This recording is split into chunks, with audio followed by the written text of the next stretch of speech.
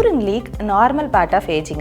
வயசானவங்களுக்கு மட்டும்தான் urine leak ஏற்படுமா என்ன? Nothing like that. ஏன்னா யூரின் லீக் அப்படிங்கிறது ரெண்டு விஷயத்தினால அக்கறாகலாம். ஒன்று, பிளாடரோட வீக்னஸ். பிளாடரோட வீக்னஸ் அப்படின்னு சொல்லும் போது அவங்களுக்கு ஓவர் ஆக்டிவ் பிளாடர் அப்படின்னு சொல்லுவோம். அதாவது அவங்க அர்ஜென்ட்டா யூரின் போகணும் போல இருக்கும், அவங்களுக்கு யூரின் ஃப்ரீக்வன்சி அடிக்கடி வந்துட்டே இருக்கும், நைட் டைம்ல கூட பல தடவை எந்திரிச்சு போற மாதிரி இருக்கும். சிலருக்கு நைட்டு அவங்க ஸ்லீப்ல கூட அவங்கள அறியாம யூரின் லீக் ஆகலாம். So this over active bladder எந்த ஏஜ்ல வேணும்னாலும் அக்கறாகலாம். ஆக்சுவலி யங்கர் உமன்ல, அதாவது கொஞ்சம் லெஸ் தென் 40 இயர்ஸ்ல வந்துச்சுன்னா தென் அவங்களுக்கு வேற ஏதாவது நியூரலாஜிக்கல் காசஸ் இருக்கா அப்படின்ற அளவுக்கு கூட நம்ம எவாலுவேட் பண்ணணும். அது போக குழந்தை பிறந்ததுக்கு அப்புறமும் பிரெக்னன்சிலையும் கூட யூரின் லீக் ஏற்படலாம்.